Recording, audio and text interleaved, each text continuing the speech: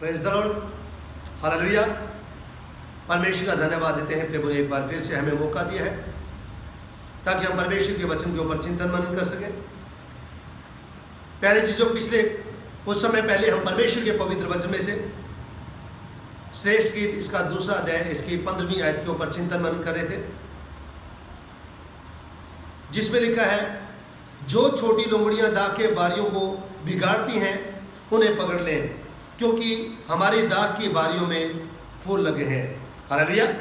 पिछले दिनों में हम इस वचन के ऊपर चिंतन मनन कर रहे थे और हमने वचन में से सीखने की कोशिश की कि ये छोटी लोमड़ियां जो अंगूरों के बागों को बिगाड़ती हैं या दाख के बिगाड़ों को बिगाड़ती हैं, ये छोटी लोमड़ियां कोई और नहीं है बल्कि हमारे जीवन को बिगाड़ने वाली या जीवन को तबाह करने वाली बुराइयां हैं जो हमारे जीवनों को तबाह करती हैं।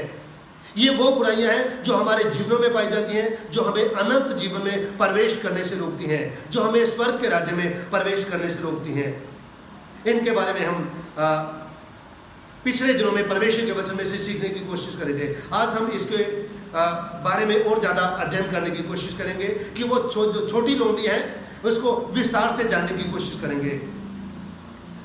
यदि हम गलतियों की पत्री इसका 5वां अध्याय इसकी 19 आयत से पढ़े तो यहाँ पर वचन भी लिखा है। गलतियों की पत्री 5वां अध्याय इसकी 19 आयत से, शरीर के काम तो प्रकट है, अर्थात व्यभिचार, गंदे काम, लुचपन, मूर्ति पूजा, टोना, वैर, झगड़ा, ईर्ष्या, क्रोध, विरोध, फूट, विधर्म, डाह, मतवालापन, लीला क्रीड़ा और इनके जैसे और काम हैं। हालेलुया। वचन कहता है कि इनके जैसे और भी बहुत सारे काम हैं जो हमारे जीवनों को तबाह करते हैं, और आज हम एक एक करके इन बातों को और ज़्यादा गहराई से समझने की कोशिश करेंगे। पहली बात है व्यभिचार। व्यभिचार के लिए ग्रीक भाषा का एक शब्द आया है जिसको हम पोर्निया कहते हैं, और जिसका अर्थ है अनैतिक लैंगिक संबंध। और परमेश्वर अपने वचन के द्वारा हमें क्या सिखाना चाहते हैं इसके बारे में। परमेश्वर ने इस्राएली लोगों को जो 10 हुक्म दिए थे उनमें से एक हुक्म था, एक आज्ञा थी, तू व्यभिचार न करना। हालेलुया। परमेश्वर ने मूसा के द्वारा जो इस्राएली लोगों को 10 आज्ञाएं दी थी, उन आज्ञाओं में से एक आज्ञा है कि तू व्यभिचार न करना। हालेलुया। प्यारे जीजों, ये 7वीं आज्ञा है और ये वो आज्ञा है जो परमेश्वर ने खुद अपने हाथों से लिखी। बाकी जो सारी व्यवस्था है परमेश्वर ने मूसा को लिखने के लिए कहा, लेकिन ये वो 10 आज्ञा हैं जो खुद परमेश्वर ने अपने हाथों से लिखी। इसका मतलब है कि ये हुक्म, ये आज्ञाएं हमारे लिए बहुत ज़रूरी है कि हम इनको माने, इनको अपने जीवन में अप्लाई करें। और परमेश्वर के वचन में लिखा है, यदि हम लय व्यवस्था इसका 20 अध्याय और इसकी 10 आयत को पढ़े तो यहाँ पर लिखा है, फिर यदि कोई प्राय स्त्री के साथ व्यभिचार करे तो जिसने किसी दूसरे की स्त्री के साथ व्यभिचार किया हो तो वह व्यभिचारी और वह व्यभिचारणी दोनों निश्चय मार डाले जाएं। हालेलुया। परमेश्वर अपने कलाम के द्वारा कहता है कि यदि किसी पुरुष ने किसी की औरत के साथ व्यभिचार किया है तो वचन कहता है कि वो दोनों के दोनों मार डाले जाएं, क्योंकि उन्होंने व्यभिचार किया है। एक ने नहीं बल्कि दोनों ने किया है, और इसलिए दोनों को सजा मिलनी चाहिए। और यदि हम व्यवस्था विवरण इसका 22वां अध्याय इसकी 22 आयत को पढ़े तो यहाँ पर लिखा है, यदि कोई पुरुष दूसरे पुरुष की ब्याही हुई स्त्री के संग सोता हुआ पकड़ा जाए तो जो पुरुष उस स्त्री के संग सोया हो वह और वह स्त्री दोनों मार डाले जाएं। इस प्रकार तू ऐसी बुराई को इस्राएल में से दूर करना। हालेलुया। परमेश्वर कहता है कि ऐसी बुराई को जब तुम अपने समाज में देखो, इस्राएली लोगों के बीच में देखो, परमेश्वर इस्राएलियों को कहता है कि यदि तुम ऐसी बुराई को अपने बीच में देखो तो उस इंसान को और उस औरत को मार डालना जिन्होंने व्यभिचार किया है। ये पुराने नियम की प्रथा थी जो परमेश्वर ने इस्राएली लोगों को व्यवस्था दी थी कि तुम व्यभिचार ना करना। यदि हम नए नियम की बात करें, नए नियम में परमेश्वर हमें क्या सिखाने की कोशिश कर रहे हैं व्यभिचार के बारे में। मत्ती के अंजील में लिखा है, मत्ती 5वां अध्याय इसकी 27-28 आयत में लिखा है, तुम सुन चुके हो कि कहा गया था कि व्यभिचार ना करना। हालेलुया।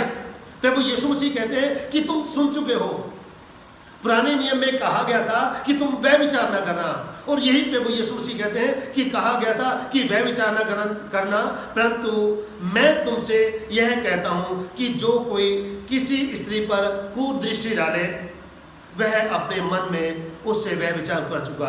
हालेलुया। परमेश्वर का वचन कहता है कि यदि कोई इंसान, कोई मनुष्य या कोई औरत किसी के ऊपर, अपोजिट सेक्स के ऊपर बुरी दृष्टि से भी देखे तो मन में उसके साथ व्यभिचार कर चुका है। और कुदृष्टि एक गलत विचार है और एक लालसा है जिसके साथ व्यक्ति की इच्छा जुड़ी होती है।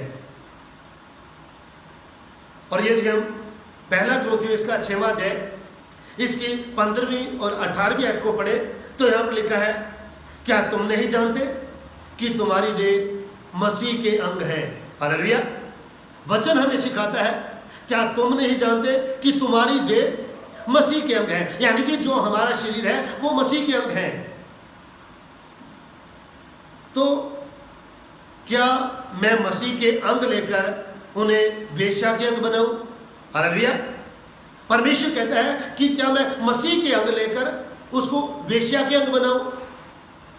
और यदि 18वीं आयत को पढ़े तो यहां लिखा है, व्यभिचार से बचे रहो, जितने अन्य पाप मनुष्य करता है वह देह के बाहर है, परंतु व्यभिचार करना अपनी ही देह के विरुद्ध पाप करना है। हालेलुया। परमेश्वर अपने कलाम के द्वारा हमें सिखाते हैं कि जितने भी काम मनुष्य, जितने भी पाप मनुष्य करता है वो अपनी देह के बाहर है, परंतु व्यभिचार करना अपने ही देह के साथ है। वो देह जो परमेश्वर का मंदिर है। परमेश्वर का कलाम कहता है, क्या तुम नहीं जानते कि तुम्हारी देह परमेश्वर का मंदिर है? प्यारे जीजों, परमेश्वर हमें सिखाने की कोशिश कर रहे हैं, हमें समझाने की कोशिश कर रहे हैं कि हम व्यभिचार से बचे रहें, जितना हो सके हम व्यभिचार से बचे रहें। दूसरी बात हम देखते हैं, जो हमारे जीवन में बुराई पाई जाती है या जो हमारे जीवन में लोमड़ी पाई जाती है वो है गंदे काम। पहला व्यभिचार रूपी लोमड़ी जो हमारे जीवनों में पाई जाती है। परमेश्वर चाहता है कि हम उन लोमड़ियों को अपने जीवन में से बाहर निकालें। दूसरी किस्म की लोमड़ी है हमारे गंदे काम। ग्रीक भाषा में इसे अकासर्सिया कहते हैं, और जिसका मतलब है, अकासर्सिया का मतलब है लैंगिक पाप, बुरे कार्य, पापाचार या मन के विचार तथा इच्छाएं। हालेलुया। इफिसियों इसका 5वां अध्याय इसकी 3री आयत में लिखा है, इफिसियों 5:3 में लिखा है, जैसा पवित्र लोगों के लिए योग्य है वैसा तुम में व्यभिचार और किसी प्रकार के अशुद्ध काम या लोग की चर्चा तक ना हो। हालेलुया। परमेश्वर अपने लोगों को सिखाने की कोशिश करते हैं, उन लोगों को जो विश्वासी लोग हैं, जो परमेश्वर को मानने वाले लोग हैं, जैसा पवित्र लोगों के लिए योग्य है। परमेश्वर कहता है वैसा तुम में व्यभिचार ना हो, किसी प्रकार का अशुद्ध काम ना हो या किसी भी प्रकार की तुम्हारे अंदर लोग की चर्चा ना हो। ये सारी बुराइयों को अपने जीवन में से तुम दूर करना। इन छोटी लोमड़ियों को जो हमारे जीवनों को बर्बाद करती हैं, हमारे जीवनों को तबाह करती हैं, अपने जीवनों से दूर रखना। यदि हम कुलुस्सियों की पत्री इसका 3रा अध्याय इसकी 5वीं और 6वीं आयत को पढ़े तो यहाँ पर लिखा है, इसलिए अपने उन अंगों को मार डालो जो पृथ्वी पर है। हालेलुया। उन अंगों को मार डालो जो पृथ्वी पर है, अर्थात कौन कौन से हैं? व्यभिचार, अशुद्धता, दुष्कामना, बुरी लालसा और लोभ जो कि मूर्ति पूजा के बराबर है। हालेलुया। प्यारे जीजो, ये सारे वो गंदे काम हैं, ये सारी वो लोमड़ियां हैं, सारी वो छोटी लोमड़ियां हैं जो हमारी जिंदगियों को तबाह करती हैं, हमारी जिंदगियों को बर्बाद करती हैं। ये वो लोमड़ियां हैं जो हमें स्वर्ग के राज्य में प्रवेश करने से रोकती हैं, जो हमारी जिंदगियों को तबाह करती हैं। तीसरी बात है, तीसरे किस्म की लोमड़ी है लुचपन। ग्रीक भाषा में इसे असिलेगिया कहते हैं, असिलेगिया, जिसका अर्थ है कामुकता या कामवासना, या फिर अपनी कामवासना इच्छा की पूर्ति के लिए निर्लज हो जाना।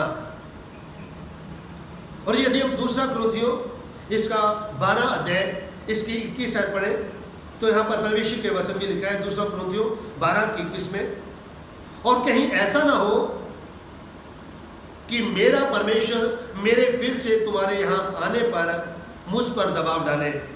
पौलुस कह रहे हैं कुरिन्थियों के लोगों को, कहीं ऐसा ना हो कि मेरा परमेश्वर मेरे फिर से तुम्हारे आने पर मुझ पर दबाव ना डाले और मुझे बहुतों के लिए फिर शोक करना पड़े, फिर से मुझे बहुत सारे लोगों के लिए दुखी होना पड़े। क्यों? जिन्होंने पहले पाप किया था और गंदे काम और व्यभिचार और लुचपन से जो उन्होंने किया मन ना फिराया। हालेलुया। जिन लोगों ने पहले पाप किया था और मन नहीं फिराया, कहीं ऐसा ना हो उन लोगों के लिए आकर फिर से मुझे शोक करना पड़े।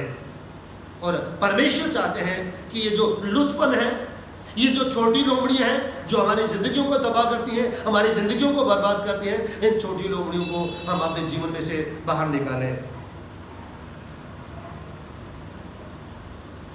इसलिए पौलुस विश्वासी लोगों को सलाह देते हैं और इफिसियों 5 की 18वें वचन कहता है, दाखरस से मतवाले ना बनो। हालेलुया। दाखरस से मतवाले ना बनो, क्योंकि इससे लुचपन होता है, पर आत्मा से परिपूर्ण होते जाओ।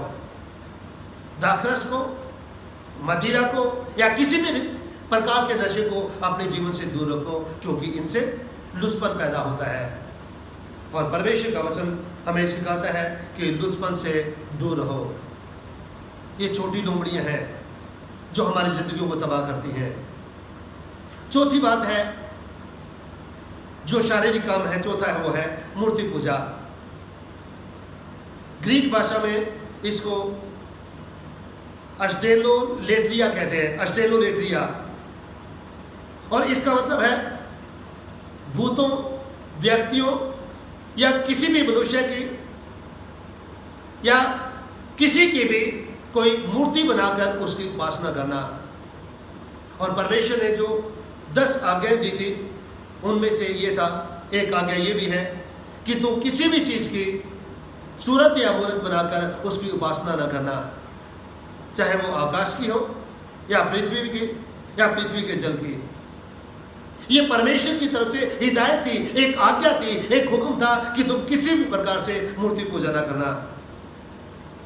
और जब हम अपने जीवन में किसी भी इंसान को या किसी भी चीज को परमेश्वर से ज्यादा महत्व देने लगते हैं, तो प्यारे जीजो, ये भी एक प्रकार की मूर्ति पूजा है।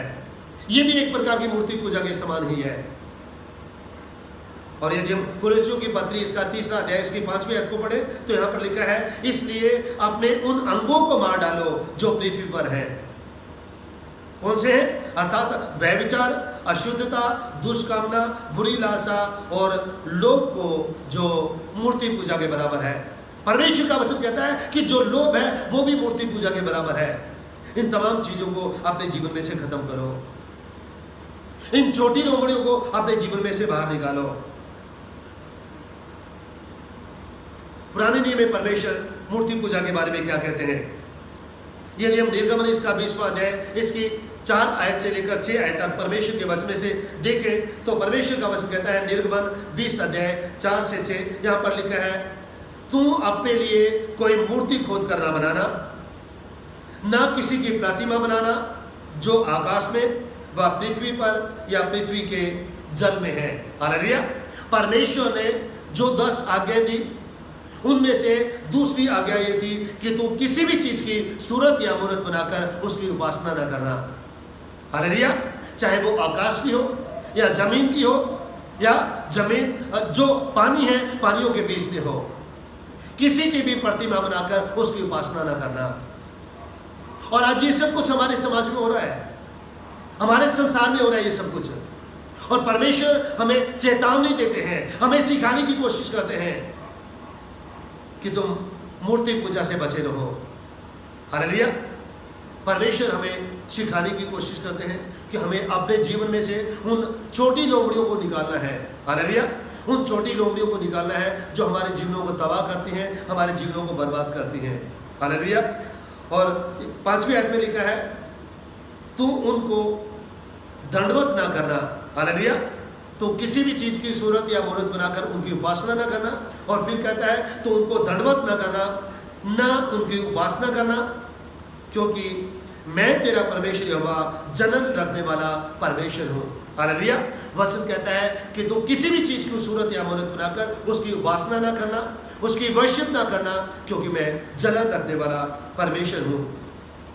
और जो मुझसे बैर रखते हैं उनके बेटों, पोतों और परपोतों को भी पितरों का दंड दिया करता हूँ। यानी कि जो मेरे हुक्मों को नहीं मानते हैं, मेरी आज्ञाओं को नहीं मानते हैं, मेरी विधियों को नहीं मानते हैं, उनकी सजा मैं उनकी जो आने वाली नस्लें हैं, आने वाले जो वंशज के लोग हैं, उनको भी मैं उसकी सजा दूंगा। और फिर आगे परमेश्वर का वचन कहता है, और जो मुझसे प्रेम रखते और मेरी आज्ञाओं को मानते हैं उन हजारों पर करुणा किया करता हूँ। हालेलुया। जो मेरी आज्ञाओं को मानते हैं, मेरे हुक्मों को मानते हैं, मेरे वचनों को मानते हैं, और परमेश्वर का वचन कहता है उन हजारों पर मैं करुणा किया करता हूँ, दया किया करता हूँ। प्यारे जीजों, परमेश्वर आज अपने कलाम के द्वारा हमें सिखाने की कोशिश कर रहे हैं कि ये जो मूर्ति पूजा रूपी लोमड़ी है, हमें इसे भी अपने जीवन में से बाहर निकालने की आवश्यकता है। निर्गमन इसका 22वां अध्याय इसकी 13 आयत में लिखा है, निर्गमन 22 की 13 में लिखा है, जो कुछ मैंने तुमसे कहा है उसमें सावधान रहना और दूसरे देवताओं के नाम की चर्चा ना करना, वरन तुम्हारे मुंह से सुनाई भी ना दे। हालेलुया। परमेश्वर का कलाम हमें सिखाने की कोशिश कर रहे हैं कि किसी भी देवता की चर्चा तुम्हारे मुंह से नहीं होनी चाहिए। और परमेश्वर का वचन कहता है बल्कि तुम्हारे मुंह से भी उनका नाम नहीं निकलना चाहिए। यानी कि परमेश्वर इन चीजों से, मूर्ति पूजा से कितनी नफरत करता है, कितनी घृणा करता है। परमेश्वर हमें आज सिखाने की कोशिश कर रहे हैं। परमेश्वर चाहते हैं कि हम इन लोमड़ियों को, इन बुराइयों को जो हमारे जीवनों को तबाह करती हैं, अपने जीवन में से बाहर निकालें। 5वीं बात है टोना। ग्रीक भाषा में इसे फर्माकिया कहते हैं, जिसका मतलब है जादू, प्रेतात्मावाद, काला जादू, पिशाचों की पूजा करना। और यदि हम निर्गमन इसका 22वां अध्याय इसकी 18 आयत को पढ़े तो लिखा है, तुम जादू टोना करने वालों को जीवित रहने न देना। हालेलुया। परमेश्वर इस्राएली लोगों को कहता है कि यदि तुम्हारे बीच में कोई जादू टोना करने वाला है तो तुम उसे अपने बीच में जीवित ना रहने देना, यानी कि उसको खत्म कर देना, उसको मार देना। यानी कि इसका मतलब यह है कि परमेश्वर जादू टोना से नफरत करता है, जादू टोना करने वालों से परमेश्वर नफरत करता है। और इसलिए परमेश्वर अपने कलाम के द्वारा समझाने की कोशिश करें कि जो लोग ऐसे करते हैं तो उन्हें अपने बीच में से नाश कर देना। और यदि हम लय व्यवस्था इसका 19वां अध्याय इसकी 26 आयत को पढ़े तो यहाँ पर लिखा है, न टोना करना, न शुभ या अशुभ मुहूर्तों को मानना। परमेश्वर का वचन कहता है कि ना तो तुम टोना करना और ना ही जो शुभ अशुभ मुहूर्त है उनको मानना। और दूसरा राजा इसका 17 अध्याय इसकी 17 आयत में लिखा है, दूसरा राजा 17 की 17 में लिखा है, इस्राएलियों ने अपने बेटों बेटियों को आग में होम करके चढ़ाया और बाबी कहने वालों से पूछने और टोना करने लगे, और जो यहोवा की दृष्टि में बुरा था, जिससे वह क्रोधित भी होता था। हालेलुया। इस्राएली लोगों ने इन बुराइयों को अपने जीवन में अपनाया। जादू टोना करने वालों के पास जाने लगे वो, और अपने बच्चों को होम बलि करके चढ़ाने लगे और जादू टोना करने लगे ये लोग, और जिससे परमेश्वर घृणा करता है, नफरत करता है, और परमेश्वर अपने लोगों से क्रोधित होता है। और इसलिए परमेश्वर इन लोगों से क्रोधित होता था और बार बार इन्हें सजा देता था, इन्हें दंड देता था, क्योंकि ये लोग परमेश्वर से दूर हो जाते थे, मूर्ति पूजा करने लगते थे, जादू टोना करने वालों के पास जाते थे, भूत सिद्धि करने वालों के पास जाते थे, और इसलिए परमेश्वर इनको सजा देता है। प्यारे चीजों, ये वो लोमड़ियां हैं जो हमारी जिंदगियों को तबाह करती हैं, ये वो लोमड़ियां हैं जो हमारे जीवनों को बर्बाद करती हैं, और परमेश्वर चाहता है कि हम अपने जीवन में से उन लोमड़ियों को बाहर निकालें जो हमारे जीवनों को तबाह करती हैं, हमारे जीवनों को बर्बाद करती हैं। आज हमें भी अपने जीवन में से उन लोमड़ियों को, उन गलतियों को, उन गुनाहों को, उन पापों को, उन अपराधों को जो हमारे जीवन में पाए जाते हैं, उनको अपने जीवन में से निकालने की आवश्यकता है। परमेश्वर इन वचनों के द्वारा हम सभी को आशीष दे और होने दे कि आज का वचन हम सभी के जीवन में बहुत सारी आशीषें और बरकतें लेकर आने वाला हो सके, और आने वाले समय में हम इसके बारे में, इन छोटी लोमड़ियों के बारे में और आगे सीखने की कोशिश करेंगे। परमेश्वर इन वचनों के द्वारा हम सभी को आशीष दे। आमीन। प्रार्थना करें। निहायत ही मेहरबान खुदा, तेरा धन्यवाद देते हैं तेरे पवित्र वचन के लिए। होने जो खुदा ने आज का तेरे कलाम हम सभी की जीवन में बहुत ऐसे आशीषें और बरकतें लेकर आने वाले उसके, और हम वचन के सुनने वाले नहीं बल्कि वचन के ऊपर चलने वाले भी उसके। मांगते हैं प्रार्थना तेरे बेटे हमारे प्रभु यीशु मसीह के मधुर और मीठे नाम से, सुनो ग्रहण कर। आमीन।